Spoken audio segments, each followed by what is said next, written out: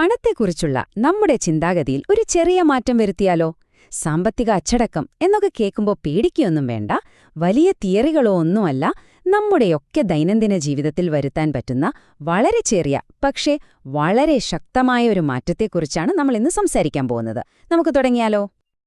ഞാനൊരു ചോദ്യം ചോദിക്കാം. നിങ്ങളൊരു കടയിൽ പോയി 799 രൂപയുടെ ഒരു ഷർട്ട് വാങ്ങി 800 രൂപ കൊടുത്തു. ബാക്കി വരുന്ന ആ 1 രൂപ നമ്മളിൽ എത്ര പേരത് ചോദിച്ചു വാങ്ങാറുണ്ട്? പലപ്പോഴും നമ്മളത് വിട്ടുകളയും, അല്ലേ? ഒരു ചില്ലറയല്ലേ എന്ന് കരുതും. പക്ഷെ നിസ്സാരമെന്ന് തോന്നുന്ന ഈ 1 രൂപയോടുള്ള നമ്മുടെ മനോഭാവത്തിലാണ് നമ്മുടെ സാമ്പത്തിക ഭാവിയുടെ താക്കോലിരിക്കുന്നത്. ആ മാറ്റം നമുക്കിവിടെ നിന്ന് തന്നെ തുടങ്ങാം. അതെ, നമ്മുടെ ഈ ഒരു യാത്ര തുടങ്ങുന്നത് തന്നെ ആ 1 രൂപയുടെ വില തിരിച്ചറിയുന്നതിലാണ്. ഓരോ രൂപയും വെറുമൊരു നാണയമല്ല, അത് നമ്മുടെ ലക്ഷ്യങ്ങളിലേക്കുള്ള ഓരോ ചവിട്ടുപടിയാണ്. ആ ഒരു തിരിച്ചറിവില്ലേ, അതാണ് സാമ്പത്തിക ഭദ്രതയുടെ ആദ്യത്തെ പാഠം. പല തുള്ളി പെരുവെള്ളം എന്ന് നമ്മളൊക്കെ ഒരുപാട് കേട്ടിട്ടുണ്ടല്ലേ? പക്ഷെ പൈസയുടെ കാര്യത്തിൽ ഇതെത്രത്തോളം ശരിയാണെന്ന് നമ്മൾ ചിന്തിച്ചിട്ടുണ്ടോ? നമ്മൾ നിസ്സാരമെന്ന് കരുതി വിട്ടുകളയുന്ന ആ 1 രൂപ വെറും 10 തവണ ലാഭിച്ചാൽ ഒരു ചായ കുടിക്കാനുള്ള പൈസയായി. കണ്ടോ, ഓരോ തുള്ളിക്കും വിലയുണ്ട്. ഇതാണ് ചെറിയ സമ്പാദ്യങ്ങൾ നൽകുന്ന ആ വലിയ ശക്തി. അപ്പോ ഈയൊരു ചിന്തയെ എങ്ങനെ നമ്മുടെ ഒരു ശീലമാക്കി മാറ്റാൻ പറ്റും? അതിന് വളരെ ലളിതമായൊരാശയമുണ്ട്. നമ്മുടെ സാമ്പത്തിക ശീലങ്ങളെ മൊത്തത്തിൽ മാറ്റിമറിക്കാൻ സഹായിക്കുന്ന ഒരു സൂത്രവാക്യം. നമുക്കതിനെ തൽക്കാലത്തേക്ക് പിഗ്ഗിയുടെ പണസിദ്ധാന്തമെന്ന് വിളിക്കാം. ഇതാണ് ആ സിദ്ധാന്തം. സംഗതി വളരെ സിമ്പിളാണ്.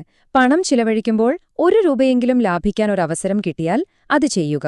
അതുപോലെ 1 രൂപയെങ്കിലും അധികം നേടാനൊരു ചാൻസ് കിട്ടിയാൽ ആ അവസരം ഉപയോഗിക്കുക. ഇവിടെ 1 രൂപ എന്ന് പറയുന്നത് അക്ഷരാർത്ഥത്തിൽ ആ ഒരൊറ്റ രൂപ തന്നെയാണ് കേട്ടോ. ഓരോ നാണയത്തിനും വിലയുണ്ടെന്ന് നമ്മളെ തന്നെ പഠിപ്പിക്കുകയാണിതിലൂടെ. ഓക്കെ, അപ്പൊ ഈ തിയറിയൊക്കെ കൊള്ളാം. ഇതെങ്ങനെ നമ്മുടെ ജീവിതത്തിൽ പ്രാവർത്തികമാക്കാം? നമ്മുടെ ഡെയിലി ലൈഫിലെ ചിലവ് കുറയ്ക്കാൻ സഹായിക്കുന്ന കുറച്ച് സിമ്പിൾ വഴികൾ നമുക്കൊന്ന് നോക്കാം. ഇതാ ചിലവ് കുറയ്ക്കാനുള്ള 7 പ്രാക്ടിക്കൽ വഴികൾ.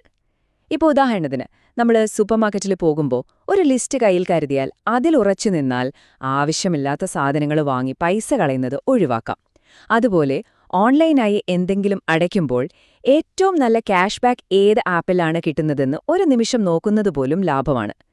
ഈ ചെറിയ ശീലങ്ങൾക്കൊക്കെ കാലക്രമേണ വലിയ മാറ്റങ്ങൾ കൊണ്ടുവരാൻ പറ്റും.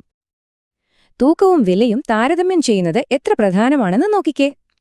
250 ഗ്രാമിന് 55 രൂപ വെച്ച് നോക്കുമ്പോൾ 500 ഗ്രാമിന് 110 രൂപയാകും. പക്ഷേ 500 ഗ്രാമിന്റെ പാക്കറ്റിന് 100 രൂപയേ ഉള്ളൂ. ഒറ്റയടിക്ക് 10 രൂപ ലാഭം.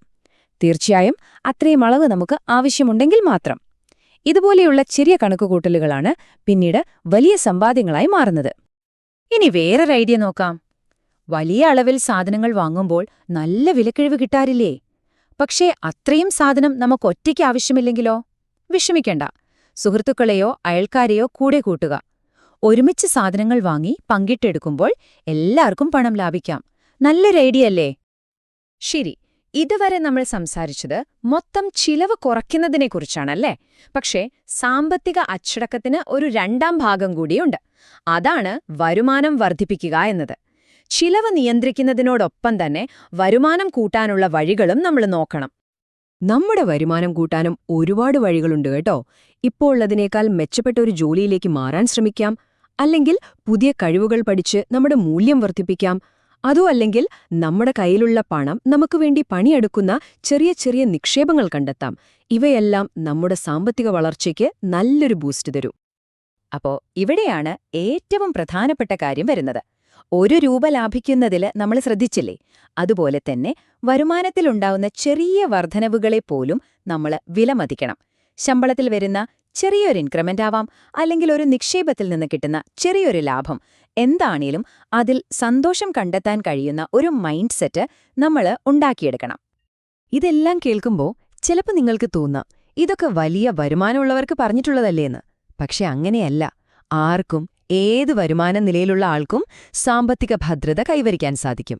ഏറ്റവും പ്രധാനം അതിന്റെ തുടക്കമാണ്. ഓർക്കേണ്ട ഒരു കാര്യം, നിങ്ങളുടെ വരുമാനം എത്ര ചെറുതാണെന്നത് ഒരു വിഷയമേ അല്ല.